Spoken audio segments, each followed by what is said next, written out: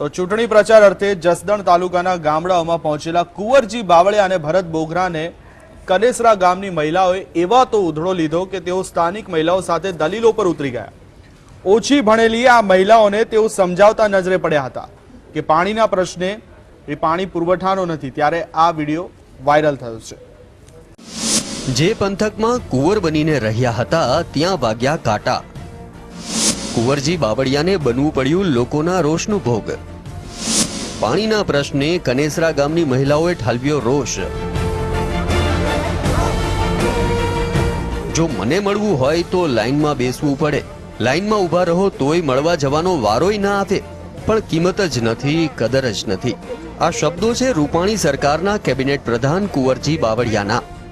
કોંગ્રેસમાંથી પાટલી બદલીને ભાજપમાં ભળ્યા બાદ જસદણ પંથકમાં કુંવરજી બાવળિયાને સ્થાનિક મહિલાઓના મુખમાંથી નીકળેલા વેણના આવા તો કાંટા વાગશે તેવી કલ્પના તો તેઓએ પણ નહીં કરી હોય, પણ બન્યું કંઈક આવું જ। વાત છે જસદણ તાલુકાના કનેસરા ગામની, જ્યાં ચૂંટણી પ્રચાર અર્થે પહોંચેલા કુંવરજી બાવળિયા અને ભરત બોગરાને પાણીના પ્રશ્નને લઈને સ્થાનિક મહિલાઓએ પોખી લીધા।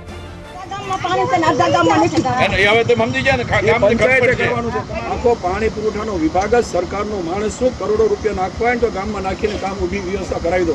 ગામનામાં હું આ વખતે ચૂંટણી લડ્યો ને મને 45-55% મત આપ્યા અને પાછા બે દિવસ માઇક વાગે છે, પણ કેમ ગામના ભેગા થઈને ન આવ્યા? આખા રાજ્યના લોકો આને મળવા હતું લાઈનમાં બેન, આ તમને મળવા, તમને કોઈને સમજણ જ નથી પડતી, ખોટા કિંમત કદર જ નથી। લાઈનમાં ઉભા રહે તો મળવા જવાનું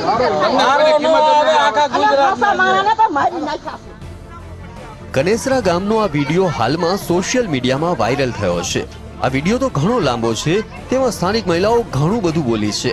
સ્થાનિકો તો ત્યાં સુધી બોલ્યા છે કે અત્યાર સુધી કોંગ્રેસમાં હતા ત્યારે તમે શું કર્યું હતું જેવા વેધક સવાલ પણ કરી નાખ્યા હતા, પરંતુ મહિલાઓ દ્વારા બોલાતા આ વાક્યો સમયે મિનિસ્ટર સાહેબે તો પોતાની ગાડી મારી મૂકી હતી। હવે વિડીયો વાયરલ થયા બાદ કુંવરજી બાવળિયા અને ભરત બોગરાએ બંને સ્પષ્ટતા કરી છે કે આ પ્રશ્ન તેમનો સ્થાનિક એક વિસ્તાર પૂરતો સીમિત હતો, તેમાં પાણી પુરવઠા વિભાગનો કોઈ પ્રશ્ન ન હતો। ગ્રામ પંચાયતમાં પાણીની વિતરણ વ્યવસ્થાની પ્રશ્ન છે એવી રજૂઆત અમને કરતા હતા માનનીય કેબિનેટ મંત્રી સમક્ષ ગામના લોકો, અને અમે એને સાંભળીને એનું યોગ્ય નિરાકરણ કરશે એ પ્રકારની વાત કરી હતી। એટલે આ કોઈ રાજકીય મુદ્દો નથી। ત્યાંના સ્થાનિક મહિલાઓને બધાને સમજાવ્યા કે આ પ્રશ્ન છે તો સ્થાનિક છે, અમારા પાણી પૂરક બોર્ડને લગતો આ પ્રશ્ન છે નહીં, એટલે પછી અમને પણ એ વાત સમજાવી।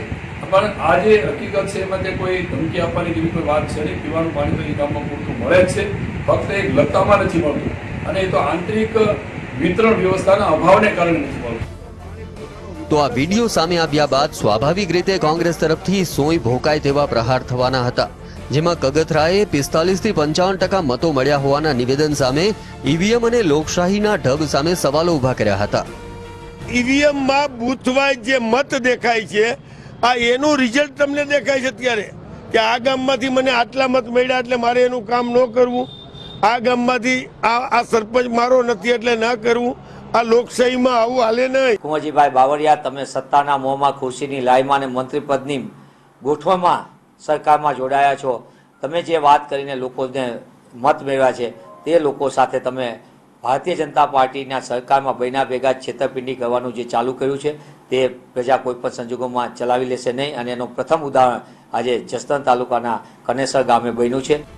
વર્ષો સુધી કોંગ્રેસમાં રહી અને જસદણ પંથકમાં ચૂંટાતા આવેલા કુંવરજી બાવળિયાએ હવે ભાજપમાં ભળીને મંત્રી પદ તો પ્રાપ્ત કર્યું છે, પરંતુ હજુ સુધી જસદણના પંથકની હાલતમાં કશો જ ફેર પડ્યો નથી।